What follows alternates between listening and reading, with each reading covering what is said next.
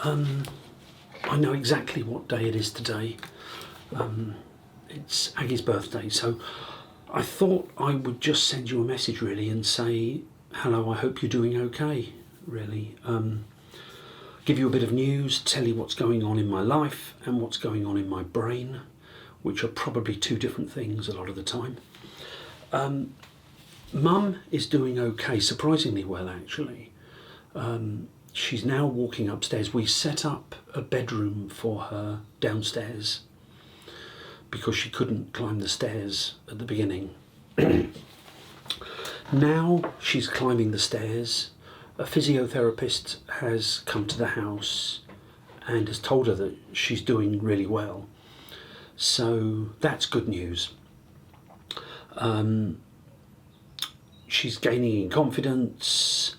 She's now doing the washing up and standing up and these things. So when the operation happened, we thought that this was so severe that she was going to be very bad for a long, long time. But the physiotherapist told her that that she would recover quicker from this than she recovered from the hip operation in the summer. So yeah, generally good news there. Dad, not such good news really. This is not diagnosed. We haven't done anything about this, but we're pretty sure Dad has some form of dementia, and so we are about to find out more information, go to doctors and start seeing if anything can be done to help. So yeah, so it's not such good news there. Hilary and myself are staying down in Hassocks, so I'm sitting in the bedroom that I grew up in, and we're doing okay. Hilary is is working online. She works for the Welsh Exam Board, and she is helping write and administer GCSE exams for children aged 16. And so she's working 3 days a week, busy days online. I actually don't have a job, but I feel incredibly busy, and I've decided that I'm going to take this time to not work so I can get on with the things I really want to do. Coming down to stay in Hassocks has been a little difficult in terms of organisation for me. But I brought my laptop, my cameras and everything down to Hassocks with me so I could continue with my projects down here. I've been doing two things. The first thing is a PhD proposal.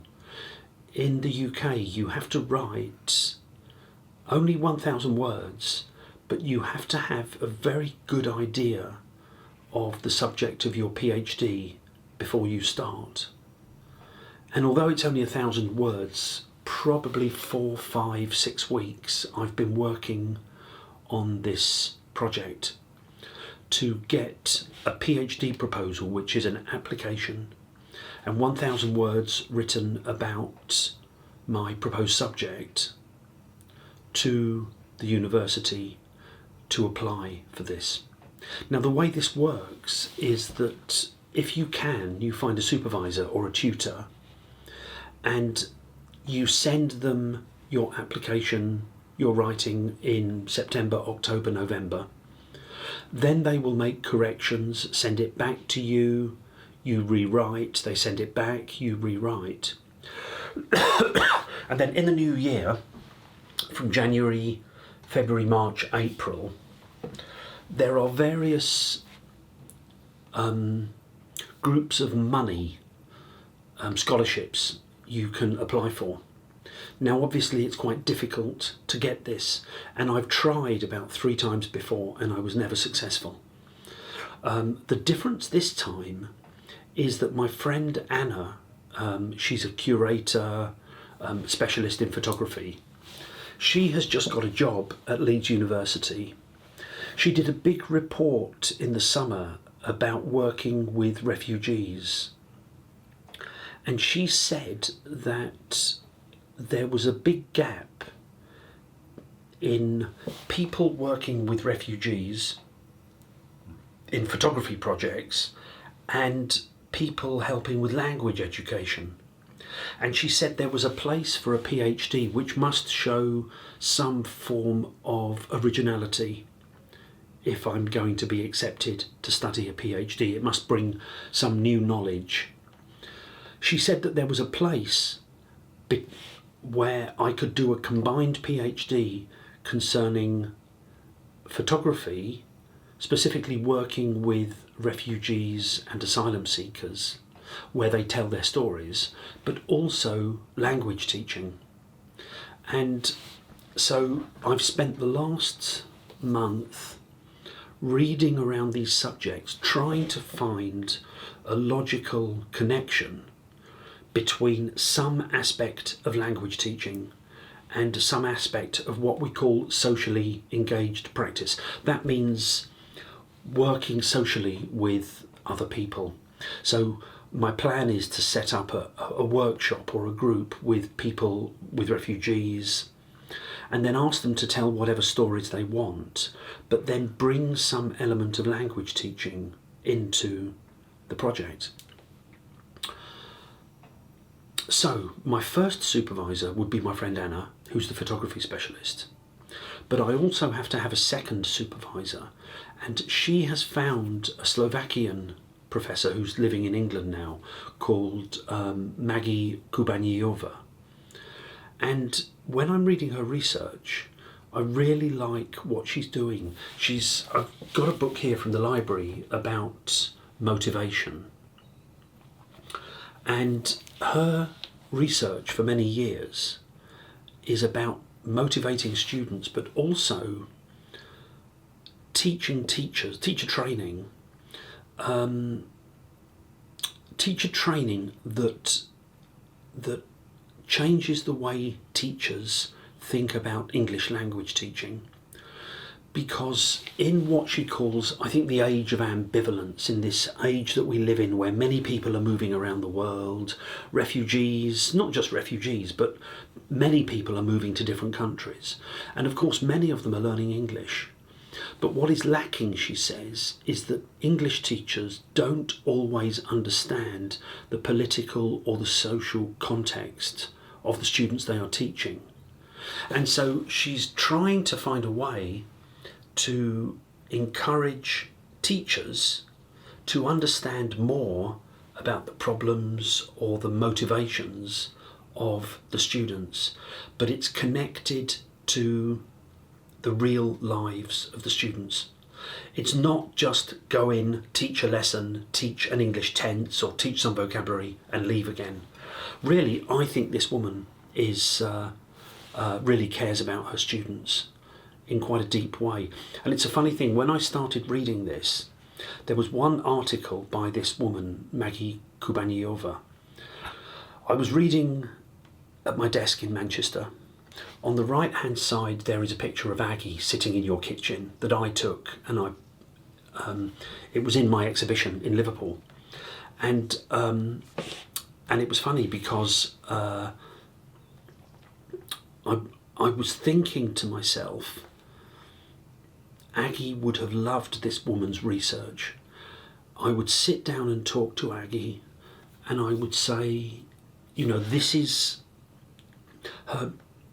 woman's research is about motivation, but it's also about understanding difficult social situations, political situations, and so the English teacher has to be much more open, and Aggie would have understood exactly what I meant.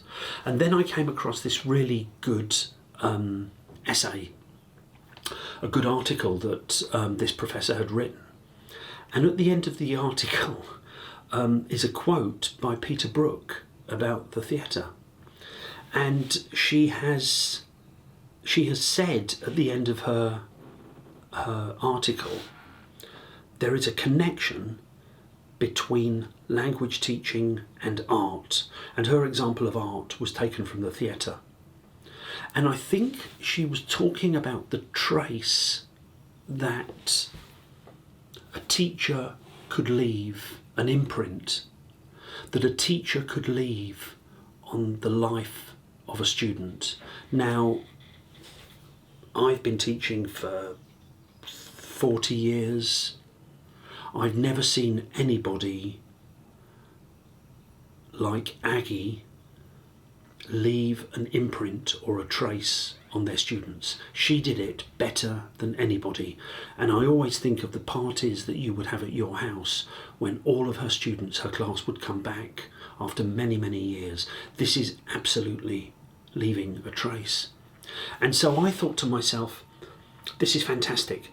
I found a supervisor, the education supervisor, who is quoting Peter Brook, and I looked to see, does it come from the same book that Aggie translated? But it didn't. It comes from a different book, but that's okay. So she's talking about, this writer is talking about the imprint or the trace that a teacher can leave on the life of a student. And Peter Brook has a quote where he talks about the theatre can leave a trace in your mind or in your imagination many, many years after seeing the performance. This is the quote that Peter Brook said. I've got it here on my laptop. I know of one acid test in the theatre. It is literally an acid test. When a performance is over, what remains? Fun can be forgotten. But powerful emotion also disappears, and good arguments lose their thread. When emotion and argument are harnessed to a wish from the audience to see more clearly into itself, then something in the mind burns. The event scorches onto the memory an outline, a taste, a trace, a smell, a picture. It is the play's central image that remains, its silhouette, and if the elements are rightly blended, this silhouette will be its meaning. This shape will be the essence of what it has to say. When years later I think of a striking theatrical experience, I find a kernel engraved on my memory. Two tramps under a tree, an old woman dragging a cart, a sergeant dancing, three people on a sofa in hell, or occasionally a trace deeper than any imagery. I haven't a hope of remembering the meaning precisely, but from the kernel I can reconstruct a set of meanings. Then a purpose will have been served. A few hours could amend my thinking for life. This is almost, but not quite, impossible to achieve. And Peter Brook wrote that in 1986. 1968, sorry. 1968. And so my feeling was, if this professor, Maggie Kubaniova, who has actually, her main book is written with a Hungarian, Zoltán Dornyai, if this professor is quoting Peter Brook and she is talking about the trace of learning a language, the experience of language learning, but also the trace of the theatrical experience of going to the theatre, and 20, 30, 40 years later there is something left. If she's talking in these terms, this is an educator who is very interesting to me. I'm not interested in teaching a tense in a better way or teaching vocabulary. These things are not the big questions. So I have to find a way of connecting the photography to the education with this group of people. Now, I've been working for, as I say, 4-6 weeks on this. If they do not accept my proposal in next year, in April or May or whenever it is they process the applications, then everything is forgotten and it comes to nothing. But if I'm successful, I start a 3-year PhD and they pay me a grant, they pay me money for 3 years to study this stuff. And this is at Leeds University in the north. It's about 1 hour from Manchester. So I suppose in summary, life is pretty difficult. There are other things that are going on that are a problem. I wanted to come and visit you in December or January. I think this is not possible now. We've got a new variant for COVID, all of these things. Mum and dad's situation, many things. But what I'm doing, I think, is I'm just hiding my brain away.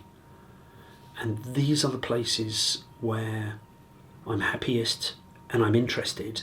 And through this work, I feel like my life still has a thread. It's not completely lost. Hilary is doing okay, but she is also obviously struggling with life. But she's a very good cook, so we have very nice dinners, and Mum and Dad are very grateful for that. So you know, life is full of difficulties, but it's okay. I'm kind of weaving a path. I haven't even started to tell you about the big project I'm beginning connected to economics. That's another video for another day. I can't talk for any longer. You'll probably fall asleep. So all I want to say is I'm sending you this with my love because I absolutely know what today is. Please give my love to Fruji, to Gyorgy, even to the woman who is helping you around the house. I can't remember her name, but it's probably something Nini, I would think. So I hope she's well. Visant la Tashra, my dear friend. And all I can do is send you my love. That's all I can do. It's a very small thing. Yeah, it's just a small thing, but I'm sending you my love. There is somebody in England that is thinking about you and is rooting for you.